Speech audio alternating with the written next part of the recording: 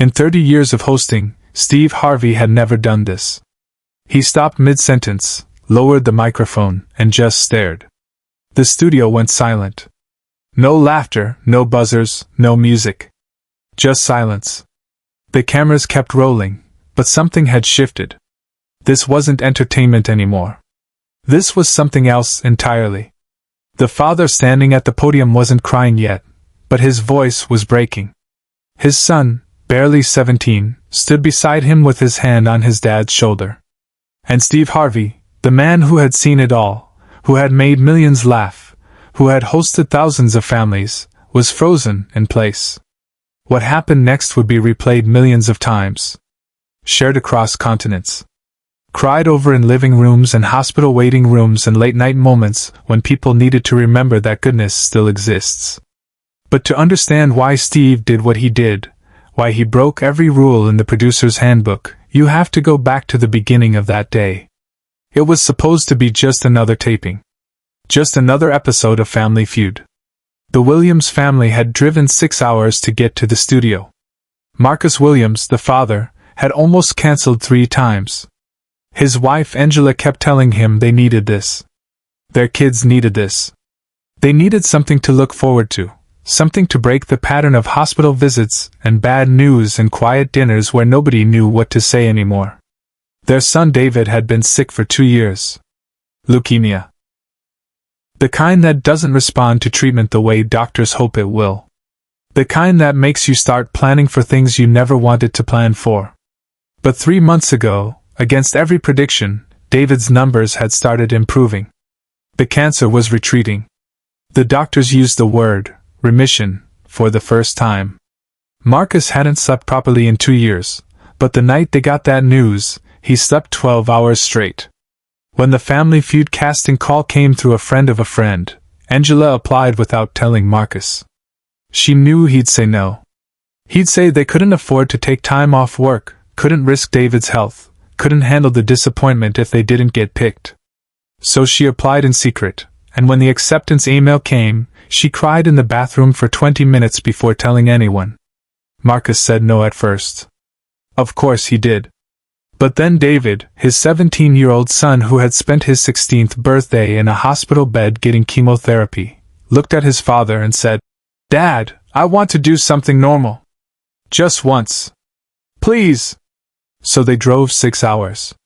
Marcus, Angela, David, and their 2 younger kids, Maya and Joshua.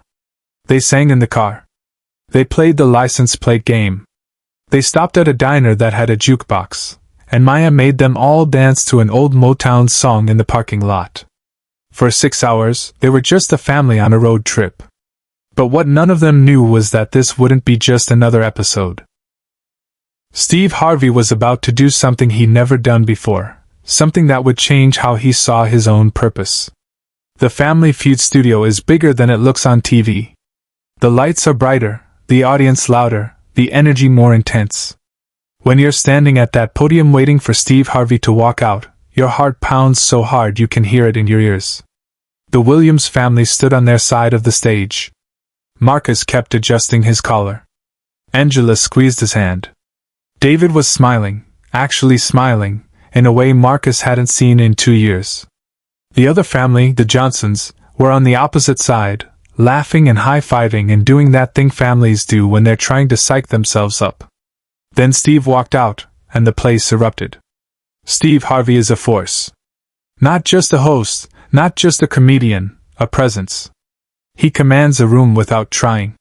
He makes you feel like you're the only person he's talking to even when there are 300 people watching. He did his usual opening, made everyone laugh, got the crowd warmed up. Standard Steve Harvey magic. The game started. First question. Name something people do when they're nervous. The Johnsons got control of the board. They played. They got 3 answers. Then they struck out. The Williams family had a chance to steal. Steve walked over to Marcus. "All right, Marcus, this is for the steal. Name something people do when they're nervous." Marcus looked at his family. At Angela, who had held his hand through every doctor's appointment. At Maya and Joshua, who had grown up too fast in hospital waiting rooms. At David, who was standing there alive and healthy and smiling. They pray, Marcus said. When people are really nervous, they pray. The answer was on the board. Number 2. The Williams family won the round, and Steve gave Marcus that look, that slight nod that said he saw something in that answer. But the show moved on. Round 2. Round 3. The Williams family was winning, but not by much. It was close. It was exciting. It was exactly what makes good television. Then came fast money. David and Marcus were chosen to play. David went first. Steve asked him the 5 questions rapid fire.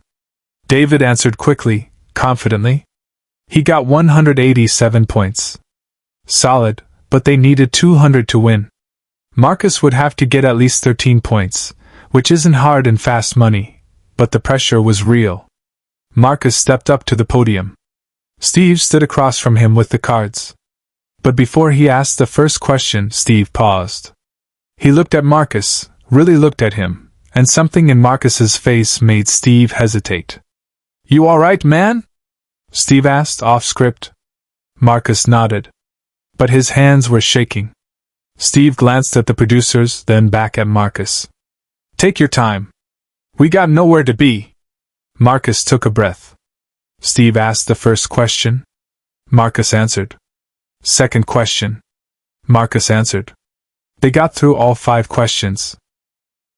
Then Steve walked over to read the results. This is where it happened. This is the moment that broke the internet, that made grown men cry in their cars, that reminded people why Steve Harvey isn't just a host, he's a pastor who happens to be on television. Steve read the answers. Marcus got 14 points. Enough to win. The Williams family erupted. Confetti fell. The audience stood and cheered. It was pandemonium. But Steve wasn't celebrating. He was watching Marcus, who had dropped to his knees and was sobbing. Subscribe and leave a comment, because the most powerful part of this story is still ahead. Steve set down his cards. He walked away from the cameras, away from his mark on the stage, and he knelt down next to Marcus. The producers were frantically signaling to keep the show moving, but Steve wasn't looking at them. He was looking at this father who was breaking down on national television, and Steve Harvey, who had seen everything in 3 decades of entertainment, knew that something bigger was happening. "Talk to me," Steve said quietly. The microphones barely picked it up. Marcus couldn't speak. He was gasping, trying to breathe, trying to hold it together. David came over and put his hand on his father's back. Angela was crying. The whole family was standing there in this moment that had nothing to do with game shows or prize money or television. Steve looked up at David. "What's going on, young man?" David looked at his father, then at Steve. 2 years ago, my dad stopped believing in anything. I got sick, and he stopped praying. He stopped going to church. He stopped talking about God. He told me once that he couldn't believe in a God who would let kids get cancer. The audience was completely silent. David's voice was steady, but tears were running down his face. But I kept praying. Every night in the hospital, I prayed. And I asked God to help my dad believe again. Not in healing, not in miracles, just in something. In anything. Marcus was looking at his son with an expression that can't be described, only felt. David continued. 3 months ago, the doctors said I was in remission.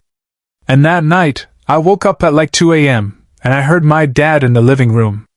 He was praying. For the first time in 2 years he was praying. And I knew my real prayer had been answered. Steve Harvey's hand was over his mouth. His eyes were closed. The entire studio was crying now, the audience, the crew, the other family, everyone. Behind the scenes, Steve made a decision that defied every producer's expectation. He was about to do something that would make this moment legendary. Steve stood up. He looked at the cameras, at the producers, at the audience. Then he looked back at Marcus, who was still on his knees, holding onto his son. "Cut the cameras," Steve said. The director's voice came through the speakers. "Steve, we're live to tape, we can't." "Cut." The cameras. Steve's voice was firm. Final. For 15 seconds, the cameras kept rolling because nobody knew what to do. Then, slowly, one by one, they stopped. The red lights went off. The studio was still lit, but the recording stopped. Steve Harvey, in the middle of a taping, had just stopped production. He took off his jacket. His producers were losing their minds, but Steve wasn't paying attention.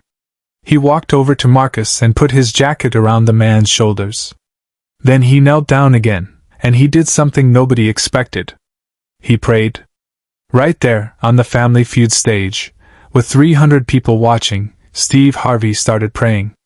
Not for the cameras, not for the show, not for content.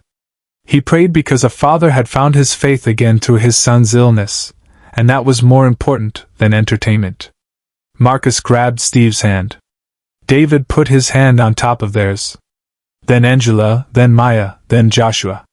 The whole Williams family was in a circle with Steve Harvey, praying on a game show stage while the audience watched in absolute silence. When Steve finished, he stood up.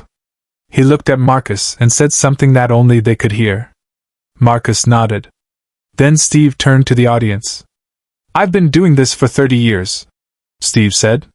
His voice was thick with emotion. "I've met thousands of families. I've given away millions of dollars. I've made people laugh, made them cry, made them remember what it feels like to have fun. But every once in a while, God puts somebody in front of you to remind you why you're really here." He gestured to the Williams family. "This family just taught me something. They taught me that faith isn't about getting what you want. It's about believing even when you don't get it. And this young man right here." He put his hand on David's shoulder. He saved his father's soul while he was fighting for his own life. The audience erupted in applause. Not game show applause, not TV applause, this was something different. This was the sound of 300 people recognizing that they had witnessed something sacred. Steve turned to the producers. "Turn the cameras back on." They did. Steve looked directly into the lens. "I don't care if this makes the final cut or not. I don't care if I get in trouble for stopping the show. Some moments are bigger than television. Some stories are more important than entertainment. And if you're watching this, I want you to know that whatever you're going through, whatever has made you stop believing, there's always a way back. Sometimes it takes a child to show us how." He reached into his pocket and pulled out his personal card. Not a show card, not a business card, his personal contact information. He handed it to Marcus. "You call me," Steve said. "Anytime. For anything. You and your family are part of mine now." Marcus couldn't speak. He just nodded and pulled Steve into a hug that lasted so long the producers thought they might have to stop tape again. But this is the moment no one in the studio, and no one watching at home, ever saw coming. The other family, the Johnsons, who had lost the game, walked across the stage. The father, Robert Johnson, approached Marcus. Everyone thought he was going to congratulate them. Instead, he said, "Our family would like to split the prize money with you." Marcus started to protest, but Robert held up his hand. "Our daughter had cancer 3 years ago. She's fine now. We know what that fight costs. We know what it takes from a family. You take half of what you won today. Use it for medical bills, for your kid's future, for whatever you need. You earned it in more ways than this game." Steve Harvey broke down. Completely. He turned away from the cameras and wept. The audience was on their feet. The two families embraced in the middle of the stage, and somewhere in the control room, a producer made the decision to keep every single second of this footage. The episode aired 6 weeks later. It went viral within hours. Not because of the game, not because of the prize money, but because millions of people watched a father thank his son for teaching him faith, and they saw Steve Harvey remember why he does what he does. The jacket Steve gave Marcus that day is framed in their living room. The card with Steve's number is in Marcus's wallet.